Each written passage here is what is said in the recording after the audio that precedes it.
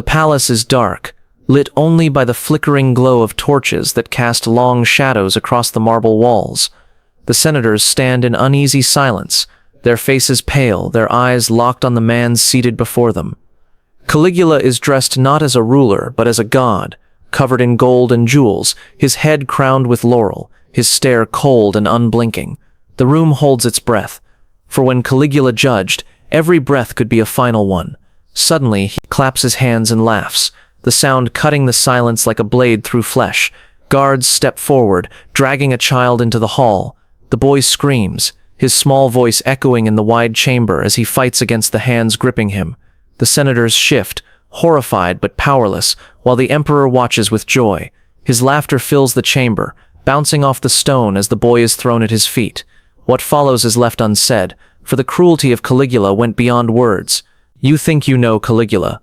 You've heard of wild feasts, of games soaked in blood, of whispered tales of incest, but those are only pieces, fragments of a nightmare far darker than the stories handed down in rumor.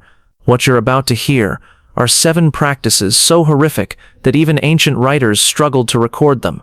7 acts that pushed Rome to its breaking point, that blurred the line between power and madness, and that left scars deep enough to echo for centuries.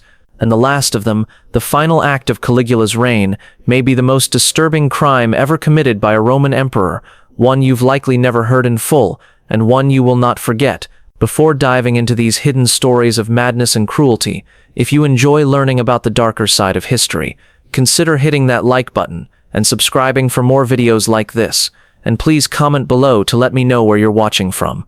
The feasts of Caligula were never simple meals. They were weapons designed with the skill of a general planning a war. Where most emperors used banquets to show wealth or generosity, Caligula turned his table into a stage of humiliation, where Rome's most powerful men and their families were reduced to shaking spectators in his private theater of cruelty. When an invitation arrived, no senator dared refuse. To decline a call from the emperor was to invite suspicion, and suspicion in Caligula's Rome was as deadly as a sword. So the nobles came, dressed in their finest robes, their wives glittering in jewels and silks, their faces painted with practiced smiles. But under those smiles was fear. Everyone knew that a feast with Caligula was not a night of eating, but a test of survival. The dining hall shone with torchlight, shadows dancing on marble columns and golden ceilings. Slaves hurried between couches, pouring wine into silver cups, placing platters of roasted meat and rare foods before the guests. Musicians played softly, their notes weaving a fragile calm over the room. At the head reclined Caligula himself, wearing clothes that blurred the line between ruler and god. His eyes moved not over the food, but over the faces and bodies of his guests. He toasted the senators, spoke with charm, laughed loudly at jokes no one dared ignore. Yet beneath it all was a tension everyone felt. At any moment the feast could turn. The nobles ate carefully, their words measured, each move chosen to avoid the wrong kind of notice. And then, without fail, Caligula would strike. With a grin or sudden signal, he would call a senator's wife to stand. Sometimes he held out his hand with fake grace, as though leading her to a dance. Sometimes he simply ordered her forward, his voice sharp, leaving no room for refusal. The husband could do nothing.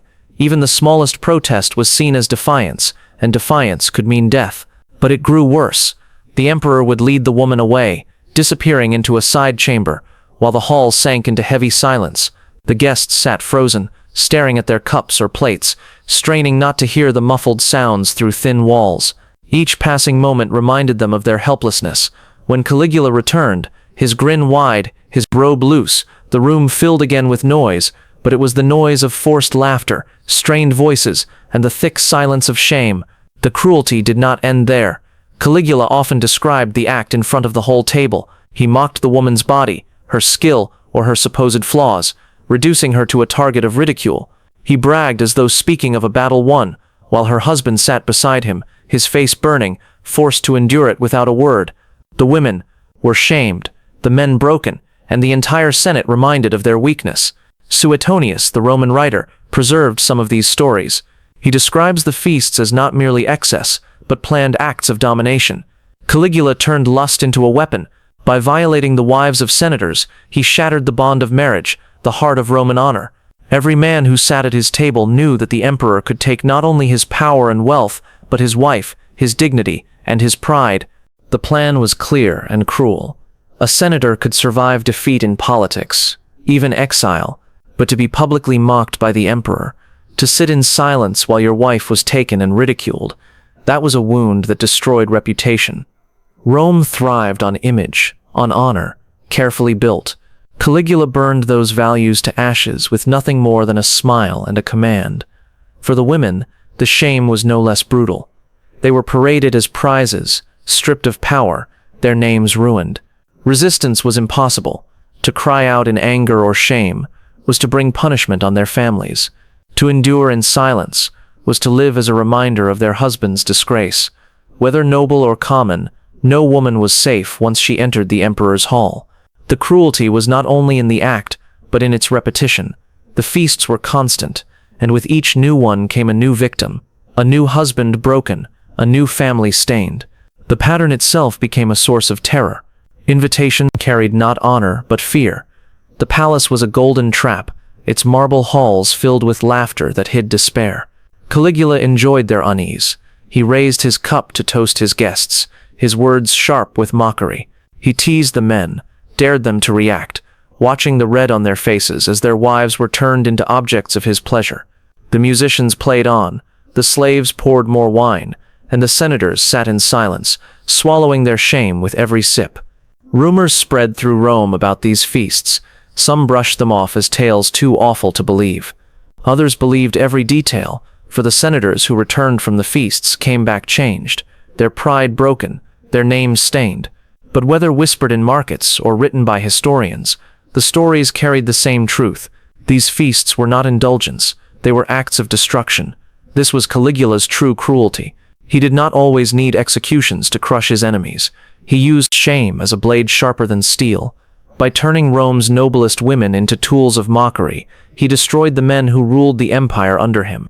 And by forcing those men to sit in silence, he proved that no law, no tradition, no bond of marriage could restrain his will. Imagine the weight of that silence after one of these humiliations.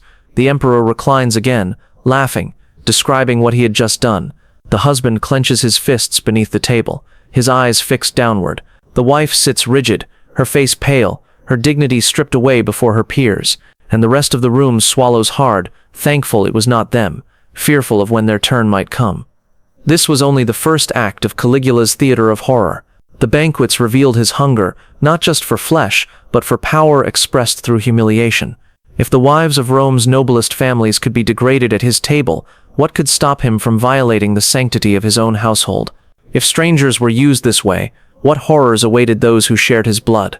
This was the natural progression of his cruelty. After reducing Rome's noblest families to silence at his table, Caligula turned inward, directing that same appetite for domination against his own blood. If strangers could be humiliated without consequence, what stopped him from desecrating the very bonds that Roman society held most sacred? Nothing. For Caligula, family was not protected by tradition. Family was simply the nearest stage upon which he could perform. Among his three sisters, Agrippina the younger, Julia Livilla, and Drusilla, one became the center of his obsession. Drusilla was treated not as a sibling, but as a consort. The whispers of Rome said that she shared his bed as a wife, that the emperor flaunted her presence at his side with the pride of a man presenting his queen. At banquets she reclined near him, seated in the place usually reserved for an empress. When he appeared before the people, she was paraded as though she were his chosen partner, her presence calculated to shock. To Romans, incest was not just shameful, it was unthinkable, the sort of accusation whispered as slander against enemies. Yet Caligula did not seem to care about whispers. He turned rumor into spectacle, daring anyone to challenge him. By parading Drusilla as his consort, he wasn't merely indulging a personal passion, he was tearing down one of the foundations of Roman morality. He was showing that even the most unshakable taboos could be twisted into theater if he willed it. Agrippina and Julia were not spared from this darkness either. Ancient accounts suggest that they too were caught in his orbit, taken as lovers or at times handed off to his companions, as though their value existed only in how they could be used to entertain and degrade. Historians disagree on the details, but the fact that multiple sources accused him of these acts tells us how strong the perception was. Even centuries later, Caligula's treatment of his sisters remained one of the most infamous parts of his legacy. Drusilla, however, was always the one he favored. Some accounts claim that she became pregnant during their relationship, and that the father of her child may have been her brother. Whether this is rumor or truth, the very existence of such whispers reveals how deeply Caligula had blurred the line between fact and scandal. In his reign, what should have been unimaginable became believable. When Drusilla died in 38 CE, Caligula's grief exploded into something more disturbing than mourning. He did not merely weep, he did not quietly bury her with honor. Instead, he declared her divine. Statues were raised in her likeness. Priests were appointed to conduct sacrifices in her name. Across Rome, incense burned not just for the emperor, but for his dead sister, now worshipped as a goddess. Rome had deified emperors before. Julius Caesar was honored after death, and Augustus was worshipped as divine. But to elevate a sister, one he had openly treated as a consort, was grotesque in the eyes of the people. The act blurred every boundary. Family, religion, and politics twisted together into a single scandal. To worship Drusilla was not to honor tradition. It was to bow before Caligula's desecration of it. The funeral rites themselves became the subject of rumor. Some said that the ceremonies went beyond Roman custom, that they took on a character that felt more ritualistic, even unnatural. Ancient writers hint at rites that resembled obsession more than grief, the idea that Caligula treated her body not as something to be mourned, but as an object to be exalted. This unsettled even those accustomed to the brutality of empire. Whether these accounts were exaggerated or not, they reflect the way Romans perceived him, a man who could not distinguish between love and possession, between mourning and control. The senators, already humiliated at his banquets, now had to stand in temples and burn incense for a woman they knew had been his lover as much as his sister. Each bowed head was a reminder of how powerless they were. To refuse worship was treason. To comply was degradation. Every offering of wine, every whispered prayer, was less an act of piety than an act of submission to the emperor's madness. The people whispered too. They spoke of Drusilla as the emperor's true wife, of Agrippina and Julia as unwilling partners in his corruption. They traded rumors of orgies, jealousies, and rivalries within his own household. The palace, in their imagination, was no longer the seat of empire, but a house of incest and blasphemy. For a culture built on the sanctity of family honor, this was more terrifying than executions in the arena. It suggested that no boundary, not law, not religion, not blood itself could contain the emperor. This practice was not indulgence hidden behind closed doors. It was flaunted. By blurring the lines between sister and wife, between funeral and ritual, Caligula turned his household into a grotesque mirror of Rome itself. The empire's most sacred institutions, family, marriage, religion, became tools in his performance of domination. Just as he had humiliated nobles in the dining hall, he humiliated Rome by forcing it to worship the memory of a relationship that should never have existed. And yet this desecration of family, as horrifying as it was, did not satisfy him. Caligula's cruelty was not limited to private scandal. It stretched outward onto the very men who were supposed to rule alongside him. If he could degrade his sisters and demand their worship, what chance did the Senate have of preserving its dignity? After parading his sisters as consorts and forcing Rome to bow before his desecration of family, Caligula turned his cruelty on the very men who embodied the dignity of the empire. The senators, heirs to centuries of tradition and power, became the next stage for his theater of humiliation. These were not nameless slaves, not conquered foreigners. They were Rome's ruling elite, men whose authority had shaped law and custom for generations. And yet, in Caligula's Rome, their togas carried no protection. From the start of his reign, he made it clear that the Senate existed not as partners in governance, but as pawns in his games. In public ceremonies, senators were ordered to grovel before him, bowing until their foreheads touched the ground. They ran beside his chariot like slaves, guiding their master, panting in the dust while he rode above them with a grin. Some were commanded to kiss his feet in full view of the people, their dignity erased the instant their lips touched his sandals. The humiliation was deliberate. By reducing senators to servants in front of the public, Caligula inverted the hierarchy of Rome. The men who once claimed to be guardians of the Republic, who had advised emperors and dictated laws, were now props in the emperor's charade. Each bow, each step in the dirt beside his chariot, was a reminder to the crowd that Rome's nobility was powerless against him.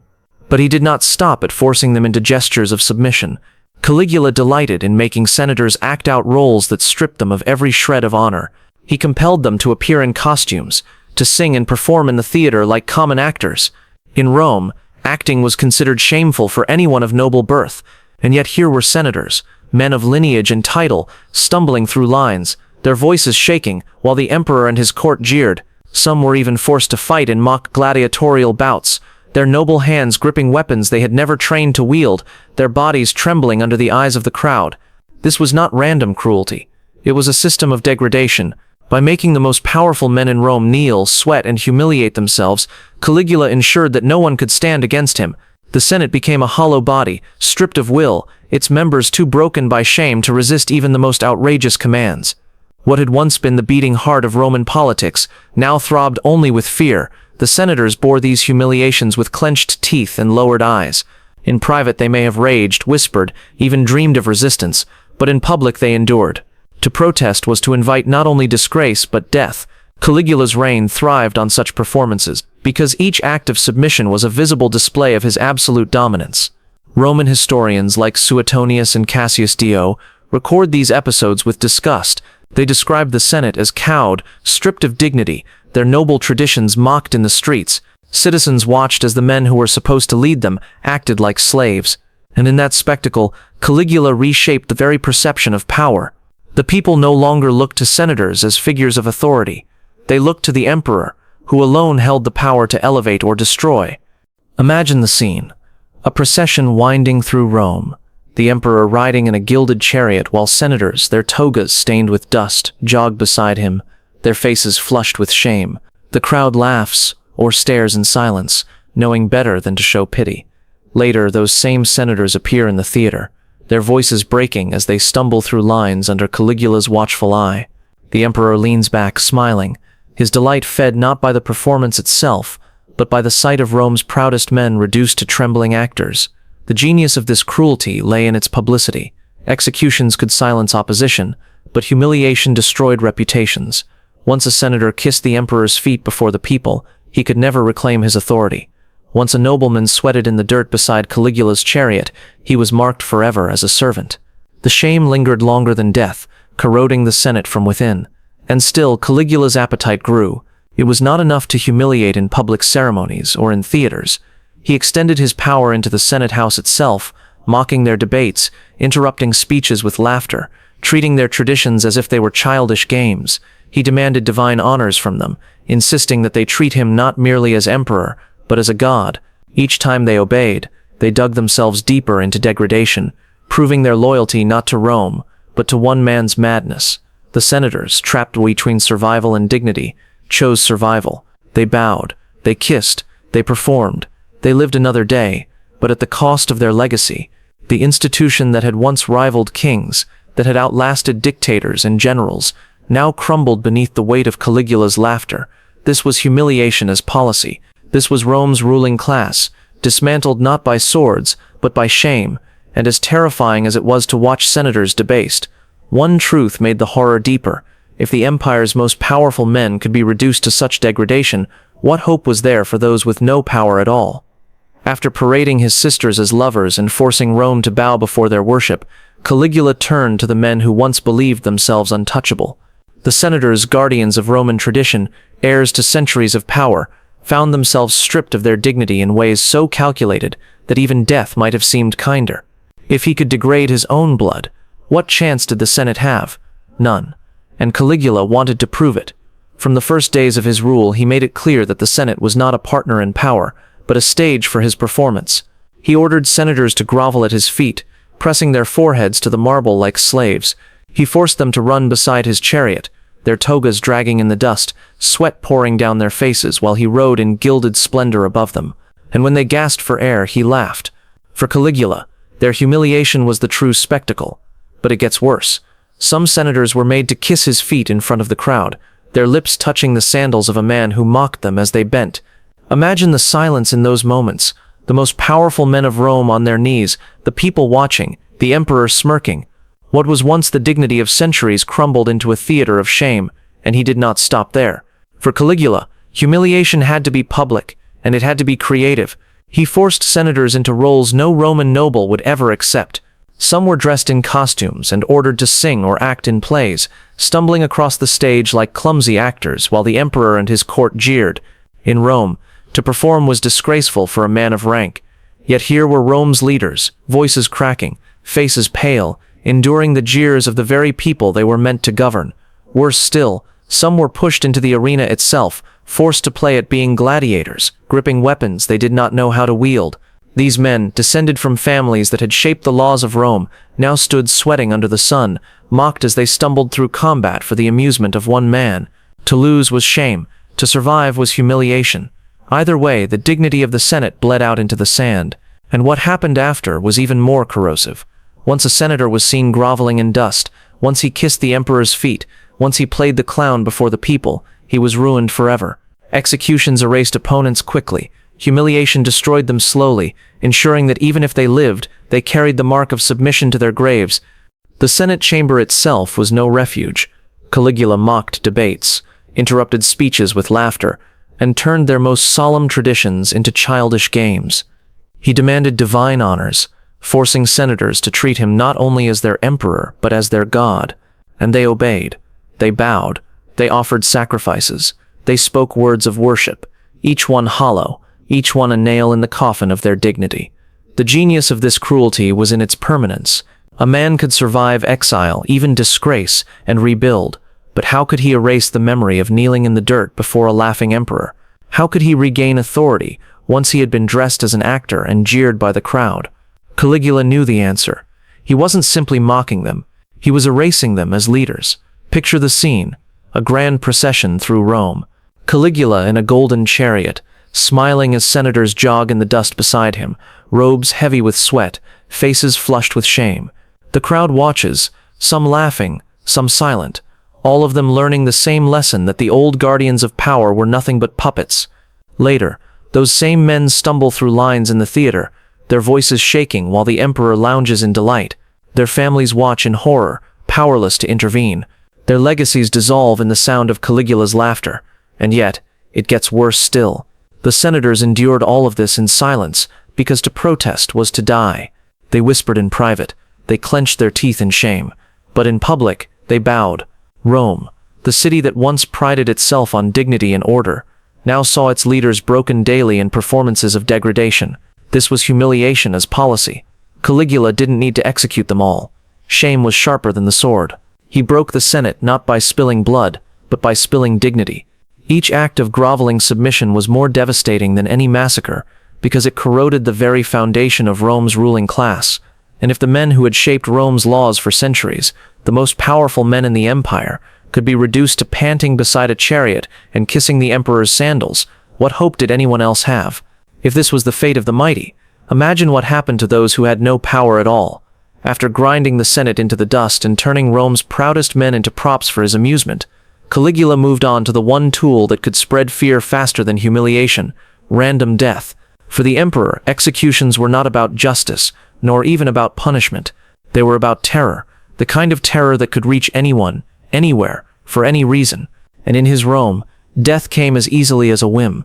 People could be executed for things so trivial that even in a city accustomed to cruelty, it felt unreal. A man might be killed for wearing the wrong kind of jewelry in the wrong place. Another, for speaking too loudly in the wrong tone. Someone else, for looking at the emperor too long, or not long enough.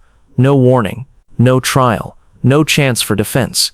The order was given, the swords were drawn, and blood was spilled. Caligula's power was absolute, but what made it more terrifying was its unpredictability. And it gets worse. He delighted in making a spectacle of death. On some days he had prisoners lined up and ordered that every 10th man be executed, chosen at random. There was no crime, no distinction, no logic. A nod from the emperor decided who lived and who died.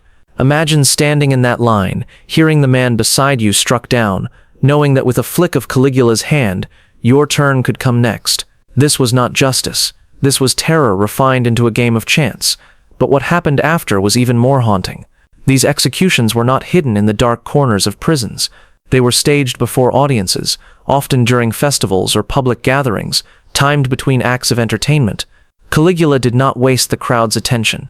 While people waited for plays to resume or games to begin, he filled the pauses with blood. Prisoners were dragged out and executed, as though they were nothing more than interludes between performances. The message was clear. Life in Rome under Caligula could end not with meaning, but with mockery. The cruelty reached beyond the condemned. Parents were forced to watch their children executed, the sight seared into their memory forever. Children were made to see their parents struck down, left in shock and silence as the crowd murmured. These were not punishments for rebellion or treason. They were psychological warfare. By making families watch each other die, Caligula sent a warning that spread farther than any decree. No bond of love, no shield of innocence, could protect against him. Roman historians record how deeply this cut into the psyche of the city. Suetonius and Cassius Dio tell us of executions carried out on the smallest pretext, of death sentences delivered with laughter.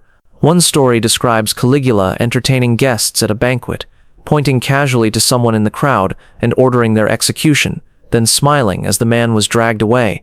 Another account tells of people summoned for an audience, who never left the palace alive, their absence explained only by whispers. The unpredictability of it was the point. Fear was no longer tied to guilt or innocence. Fear became universal, and worse still, Caligula sometimes lingered to watch. He enjoyed the moment when realization dawned in the victims' eyes, when they understood that death had been chosen for them, not because of anything they had done, but because he had willed it. He delighted in the tears of parents, in the silence of crowds too stunned to cry out. His cruelty fed on reaction as much as on blood. The psychological weight of this was crushing. In an empire where execution could strike anyone, no one felt safe. Senators, citizens, even the emperor's closest attendants, lived with the constant knowledge that the next glance, the next word, the next breath could be their last. And because the reasons were trivial, no one could plan, no one could prepare. Survival depended not on loyalty or caution, but on luck. Rome itself became a city of gamblers, every man wagering his life on the toss of Caligula's whims. This randomness corroded more than morale. It corroded order itself. Under previous emperors, even the cruel ones, executions were at least cloaked in a sense of justice. Accusations of treason, conspiracies, plots. Under Caligula, those pretenses dissolved. The machinery of the state was not the law. It was the emperor's moods. One day he spared, the next he killed. The result was the same. A people frozen in terror, never knowing if they would see another dawn. Picture the forum on such a day. Crowds gathered, expecting the usual proceedings, when suddenly guards drag out a row of prisoners. The emperor raises his hand, points without explanation, and the blades fall. Some in the crowd gasp, others look away, but everyone feels the chill that runs deeper than the spectacle itself. If a man could die for wearing a necklace, who could claim to be safe? And yet this was not even the full extent of the horror. Death, as final as it was, could still be quick. For many, a sword strike was almost merciful compared to what Caligula devised for those he wanted to break more completely. Because for some victims, the emperor created a punishment worse than death, a cruelty designed not to end a life, but to destroy it piece by piece, leaving survivors trapped in a living nightmare. After turning executions into games of chance and forcing families to watch each other die, Caligula showed that blood was not the only currency of his cruelty. He also discovered that humiliation could be sold, bought, and consumed like a commodity. And so, in one of the most bizarre and degrading acts of his reign, he transformed the very palace of the Caesars into something Rome had never seen before, a brothel. The Palatine Hill, seat of power and tradition, had long symbolized the majesty of Rome. Its marble halls were meant to project dignity, to remind visitors that the emperor was the guardian of the empire. Under Caligula, those halls became a marketplace of shame. He ordered sections of the palace converted into brothel chambers, staffed not by common prostitutes, but by Rome's noblest women and even men of rank. Those who once commanded respect were suddenly reduced to servants of lust, paraded like merchandise for whoever entered. And it gets worse. This was not a hidden indulgence. It was public, deliberate, and orchestrated. Caligula announced it openly as though daring Rome to object. Citizens were invited into the palace itself, lured with the promise of spectacle, but what awaited them was not an ordinary brothel. It was a theater where the degradation of Rome's elite was put on sale. Noble women who once walked proudly in the forum were now displayed in the emperor's chambers, their dignity auctioned off under his watchful eye. Men of noble birth, dressed in finery that mocked their station, were forced to serve as well, their humiliation complete as common citizens mocked and pawed at them. Visitors did not pay with coins alone. Ancient accounts suggest that Caligula demanded tribute not in money, but in submission, in the willingness to degrade oneself before the emperor's gaze. To walk through those doors was to offer your dignity as a sacrifice, to prove loyalty not with words but with debasement.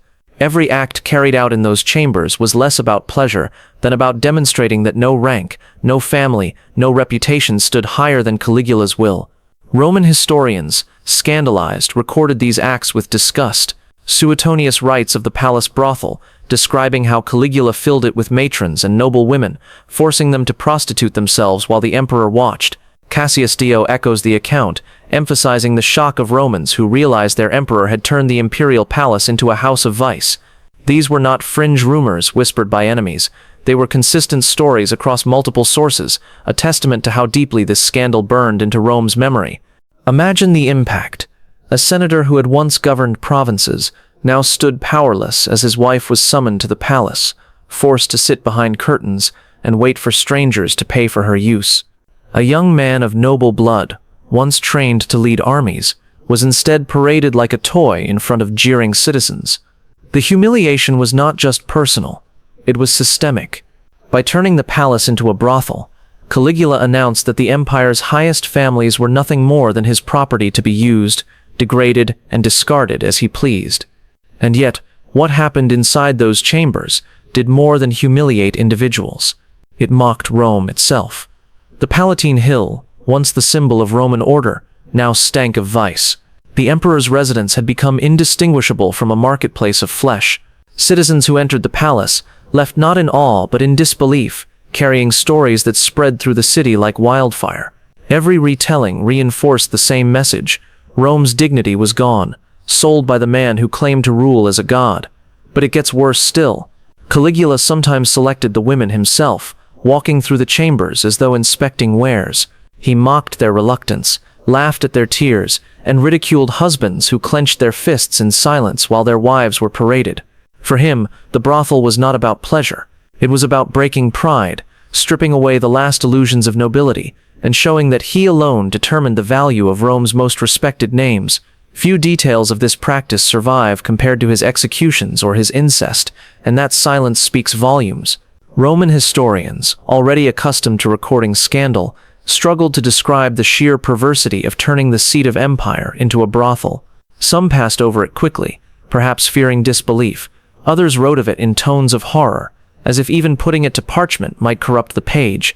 That it was attested at all is proof of how unforgettable the act was, how deeply it seared itself into the collective memory of Rome. Picture the scene. A palace once filled with the echoes of statesmen debating laws, now filled with the whispers of transactions and the muffled sobs of the humiliated. Slaves carrying torches lead strangers down corridors where senators' wives wait behind curtains.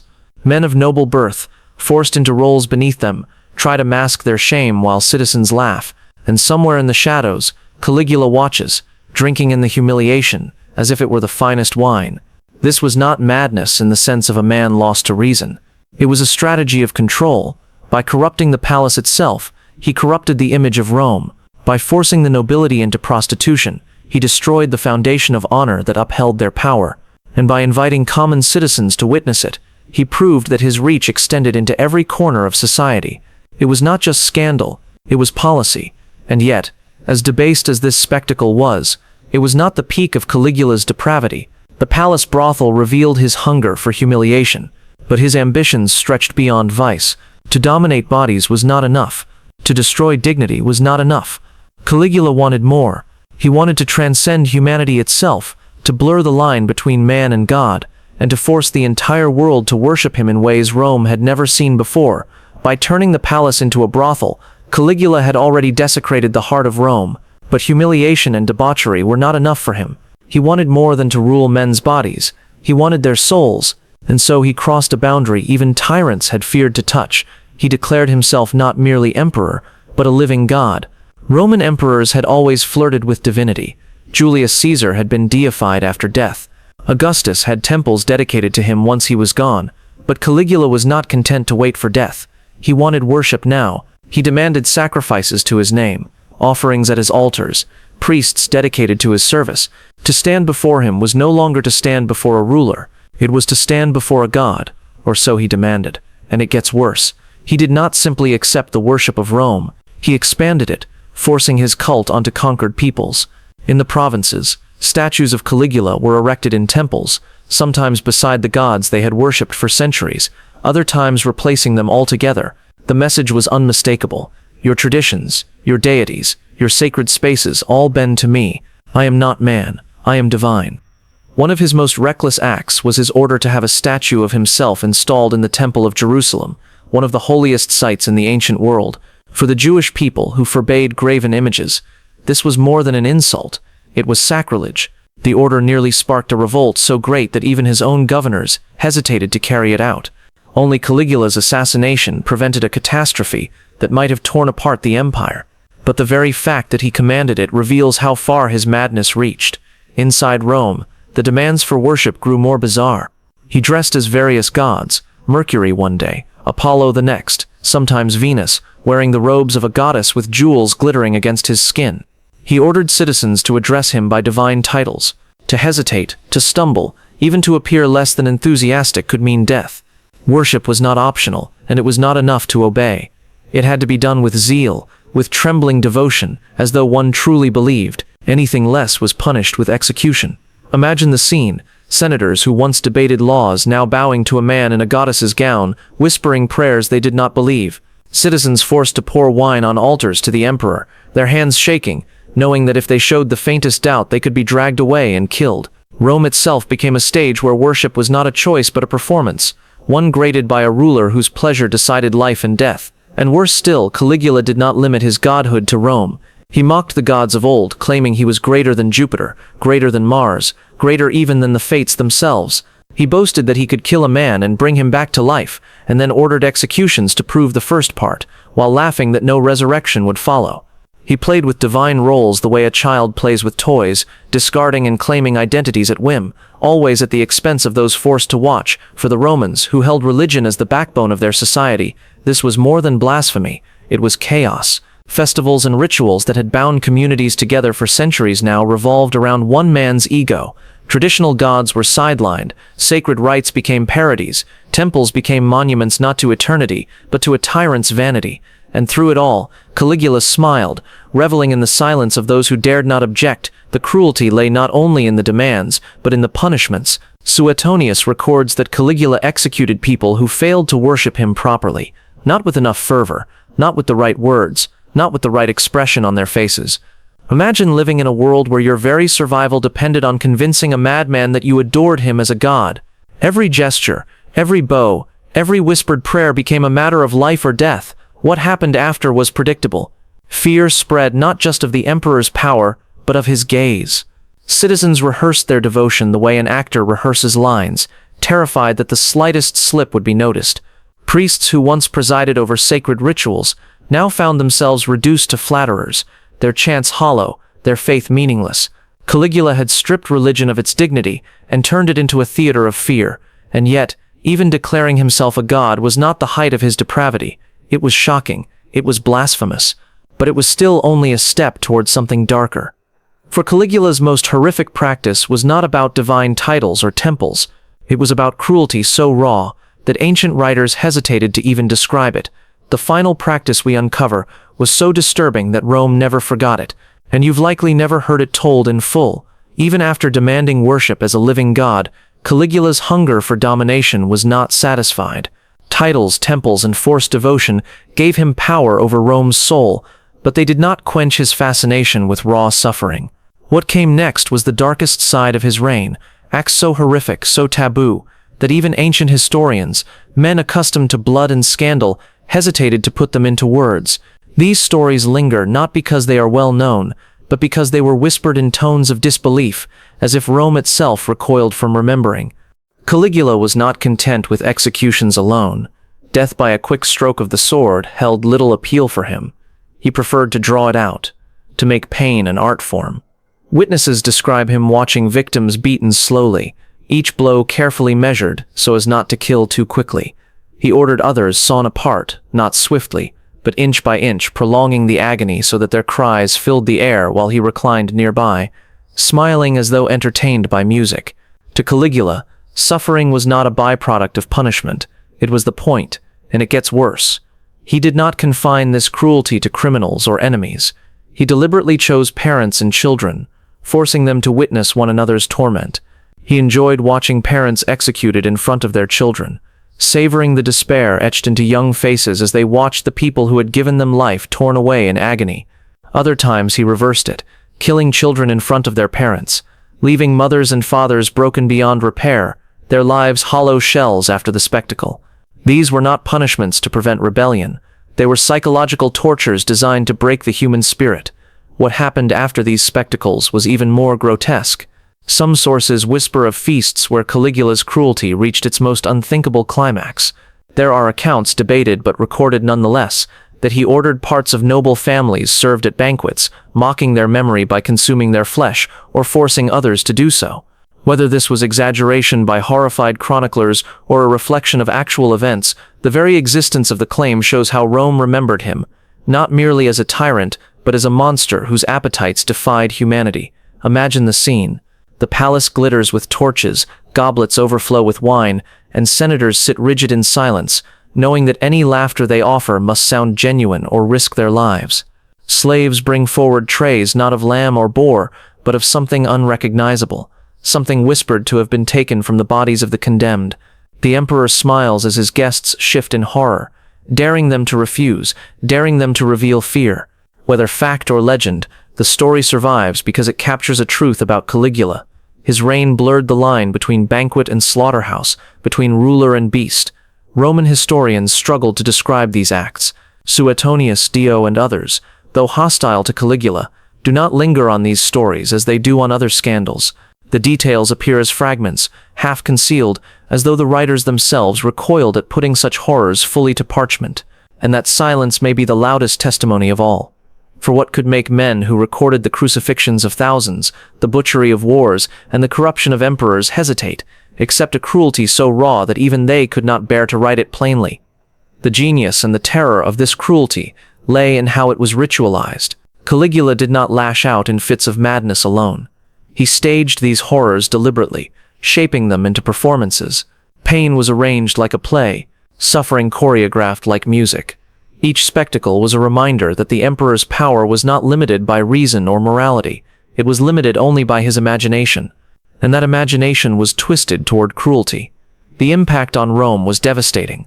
Senators who had once endured humiliation now lived in fear of being forced to witness horrors they could not even describe. Families who had survived executions now dreaded the possibility of spectacles worse than death. Citizens whispered rumors that spread like wildfire, each tale more grotesque than the last, each one reinforcing the same truth. Their emperor was no man, no god, but something else entirely. And worse still, the memory of these acts did not vanish with his death. They lingered in Roman consciousness as examples of what happens when absolute power is married to absolute cruelty. The name of Caligula became a byword for madness, but that word alone is not enough. Madness implies chaos, a lack of control.